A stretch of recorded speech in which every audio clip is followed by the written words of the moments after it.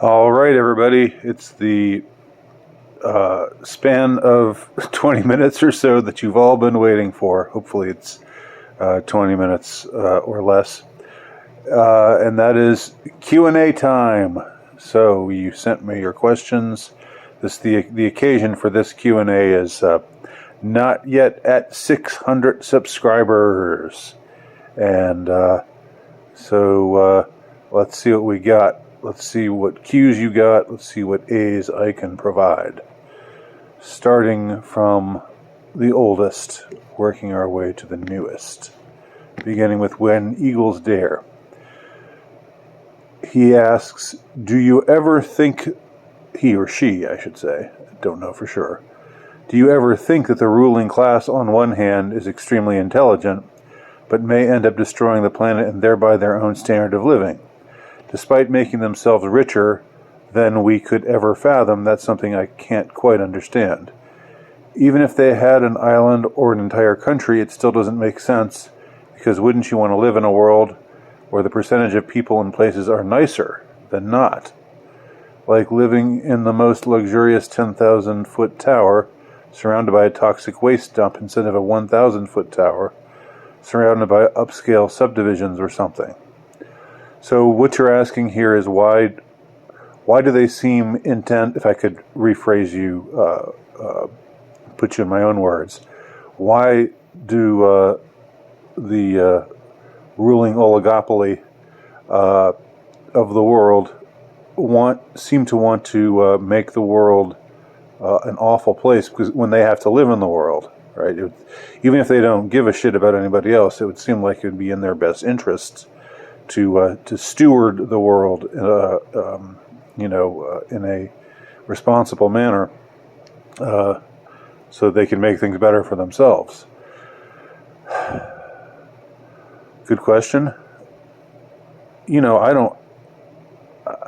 wrote an extended essay called Conspiracy, Compliance, Control, and Defiance, where I was sort of trying to get into the mind space of these kinds of people, which I call the reptilian ruling class in that work. Not meaning to be, definitively Ikean, but just describing their general psychic demeanor as reptilian. Well, there's a lot of hate amongst this group. There is a lot of contempt. There is a lot of, I believe, cruelty and sadism. So I don't know. They've got their grand plans, but they're also subjected to, the weaknesses of their perversions. So, I don't have obviously, if I could tell you, if I were an insider, if I were more of an insider, or any kind of insider, I could maybe tell you more about what exactly motivates them, why they're, destroying the world to save it, why they're making the world a prison planet for everybody but them. How is that ultimately going to help them? Building a luxurious 10,000-foot tower surrounded by a toxic waste dump. Do they think that far in advance? It's hard to say. You've got these kinds of active ambitions at work, and all these plans to build back better, and impose the Great Reset and the new normal and all these other lame buzzwords that they're throwing out there, trying to seed into our consciousness. And that's happening, but at the same time as that taking place, there's they've got, these are really petty people. These are people who can't handle somebody challenging them. Like, what's her name? Boy, she's the prime minister. I didn't even know who she was until like 2 or 3 days ago, and now she's on my shit list. there was some interview with her where somebody who was not in the accredited media asked her a question, and she refused to answer and just got into this snit over it and said, we need to move to a different location to where only the accredited media can be, so I can get away from this imposter here who wants to ask me a non-scripted question.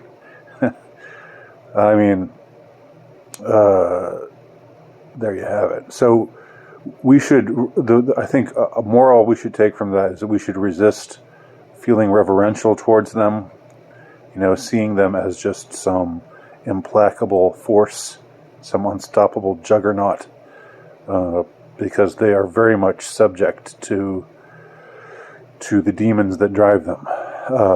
And one of those is, pride. When somebody is filled with unseemly, overweening pride, they are very... I think Luther has a quote, Martin Luther quotes, says something about if a demon, the best way to summon a demon, the best way to get a demon's attention is to jeer and flout at him, because he cannot stand that. So anyway, big question. Paul Wright asks, did you watch MTV's The Skate sketch comedy show in the early 90s? I'm afraid I didn't. I know a little bit about it, but not enough to really comment here. I thought it was better than Saturday Night Live. Saturday Night Live's on my shit list now. I used to be, sort of a not a fan exactly, but I used to like a lot of the characters that they did, and back in the 90s and whatever. I liked Mike Myers. I liked Dana Carvey. And who's the really based news anchor guy who just recently died?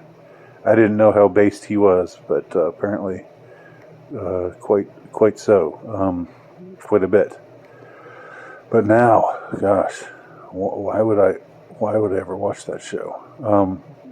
The Skate. So The State. Sorry, I said The Skate. I would have to revisit it. I'll revisit it and tell you what I think. What's your Armored Ghost? What's your understanding of what's truly behind the World Economic Forum? Do I have any light to shed there that I don't know, you couldn't get from anywhere else? I don't know. I don't really think I do. Anytime you've got this group of really powerful people meeting in secret, plotting nefariously, it's not a good thing. And supposedly they were talking about how this, whereas in October of 2019, they were, Event 201 was all about this planned pandemic, or how the contingencies that would be rolled out if a pandemic that they happen to call the coronavirus were to suddenly break out. And then I think at the more recent meeting, didn't they talk about supply lines being snarled, and now that's happening? So it seems they have an interesting kind of prescience. One could almost say that they are making. One could almost make the leap to the point where one believes that they're not just predicting things, but saying what they're about to do with the power that they have. What's really behind it? I mean, obviously, world domination, control.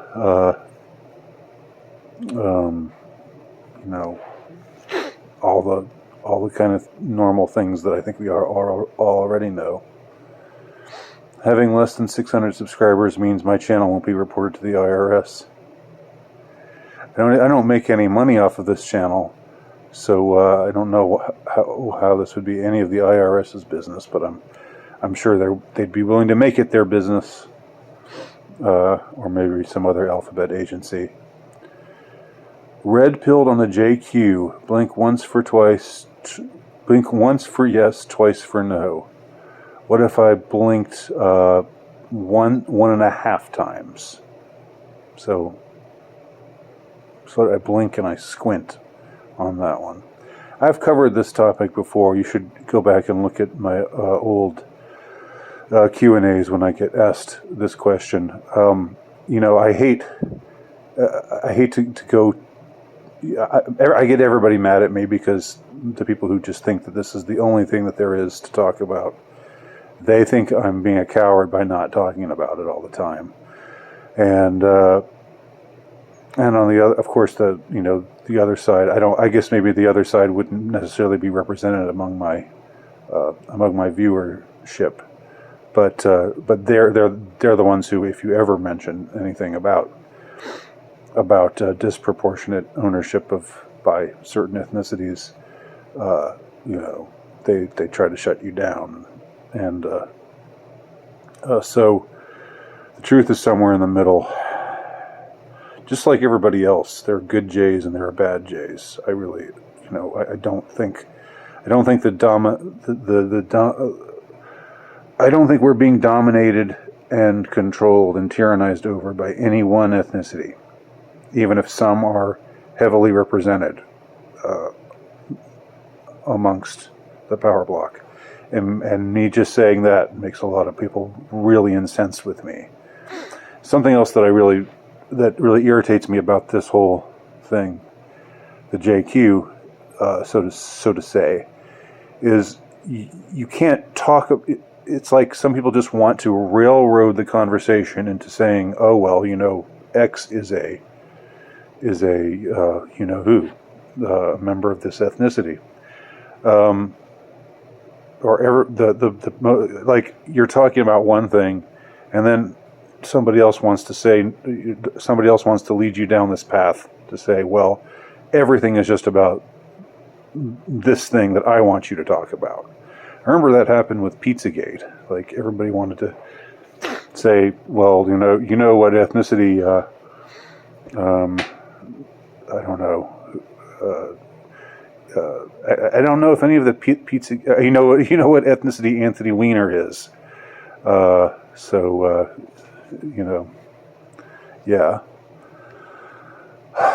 So 1.5 blinks on that for that one, which will make nobody happy, but that's the way it is. All right. Paul Albert says some nice things about me and my interview with Tim Kelly, which if you haven't heard, please feel free to tune in. I talked to him about my book, The Insurrectionist, and we have a very good, worthwhile conversation. Paul Albert asks, have you ever thought about having interviews with some of your followers? Might be fun. I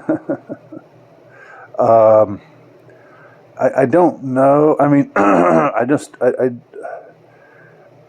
look, I mean, I'm open to talking to people, but it would have to be it wouldn't just be like, hey, here's some random guy, talk to him, see what he has to say. Like, does anybody get anything out of that?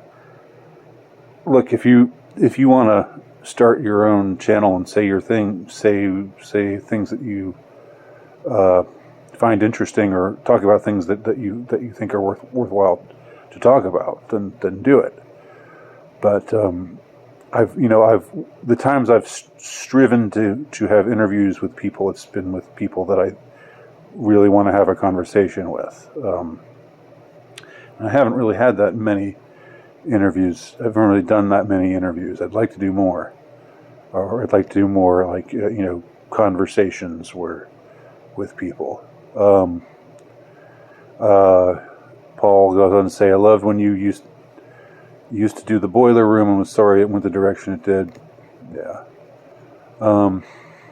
Yeah, it was all right. That was a while ago, though. Diaz asked, do you think Michael LaVaughn Robinson is actually a woman? Is that Michelle Obama's maiden name? I take it. I'm agnostic on this point. It's not like I know anything. Joan Rivers said what she said, and and then she died soon afterwards in a what was supposed to be a routine medical procedure that suddenly went wrong, and she was a goner. So I don't know. And there was a time when Barack was talking, and he said something like, just casually said, "So Michael, what can you tell them about that?" He said that to his wife, Michelle, called her Michael. Now, why would that ever be a slip of the tongue that you would have with your wife named Michelle? Why would you ever call her Michael? That seems strange to me. If I were married to someone named Michelle, or if I just knew somebody named Michelle, I wouldn't just call her Michael. I wouldn't, if I knew a woman named Sandra, I wouldn't just call her Samuel. It was a very strange thing.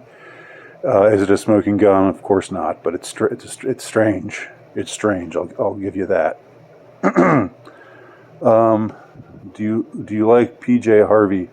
PJ Harvey seems like kind of a Kate Bush-esque singer, like somebody with a lot of eccentricity and charisma. Female singer from Kate Bush was more from the 80s. I guess PJ Harvey was more from the 90s. But I don't know very much. I don't know. I'm sorry, Paul. Most of your questions, I don't have very interesting answers to. Green Fez asks, who is your favorite philosopher? Well, my homeboy is Kierkegaard. Always has been. I've always very much liked the guy. He's a very difficult writer. Don't get me wrong. It's not like I understand everything he writes, but I've always vibed with the Kierk. Artful Vax Dodger says, when this shit show ends, if it ever does, she's talking about Australia, where she lives, I believe, and we can travel freely, I will be heading to the US and UK to meet citizen journos, commentators that have got me through this nightmare. And that would be weird because they don't know me at all, but I feel I know them. Would you be up for lunch sometimes? I will shout, sure. Absolutely. Yeah, let's do lunch, and I'll cover it. Just as long as it's nowhere too expensive. Because I'm broke. I'm just kidding. Not about the being broke part, but the rest. Echo asks, okay, these are kind of fundamental things. Did people die from the virus or with the virus? Of course, there was a big scam going for a while where they were trying to jack up the numbers. We all know that. By saying, if you got into a motorcycle accident, but you were found to be positive, to test positive, to have a positive response. I'm not just sure, I'm positive. I'm HIV positive. Some of you will know the reference there. If the jab if the Bajed can get infected from the Baj, then why are the non-Bajed being shut out of society? Because that's the agenda. The agenda is to get that junk into us and to make it increasingly hard for those who don't want that junk in us. That's the plan, as the nefarious ones are attempting to unfold it. Now, there are better places, and there are places in the world that it's better to be than other places. There are states in the United States that's better to be than other states, and I happen to be in one of them, as far as that goes. But that's obviously the agenda. And why is that the agenda? That's something I've questioned before myself. Jim McIntosh, why do we accept lies and abuse? I'm sorry to laugh at that, but this is just like, why are we here? Why do we do things that aren't good for us? Kinds of questions. Why do we allow people to take advantage of us? I think one of the reasons is because we get manipulated into believing that not accepting lies and fighting abuse is somehow untoward, that we're somehow getting out of line when we behave that way, that we're being insolent when we don't accept lies or abuse. I can speak, I was a fairly timid guy,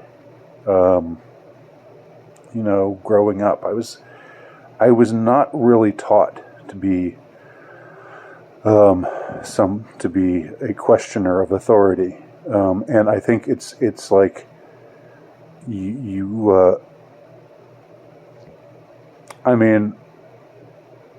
if you grow up at a time where the authorities really are looking out for your best interest, that's one thing. Maybe in that kind of situation, you wouldn't want to be a nuisance to them, but you still should be able to ask them questions, even if they are, and they should, and if they are on the side of what's right and good, they shouldn't mind the questions that you ask them. So, but I don't think that's the case right now at all. If that was ever the case, it's certainly not the case right now. So my answer is, why do we accept lies and abuse?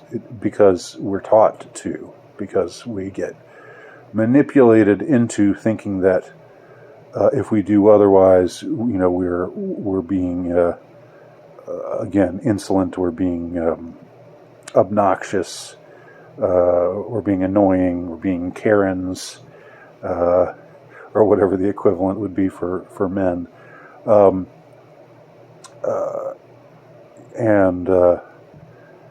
so that's why. That's one reason why. I think it does ultimately boil down to just finding the will to not do what you're expected to do, and accepting the consequences of that, which are not always pleasant. They are not always pleasant when you react to lies and abuse with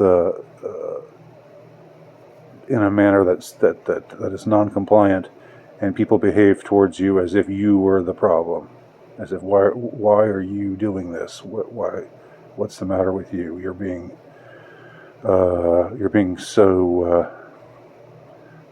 disrespectful. You're being this. You're being that. When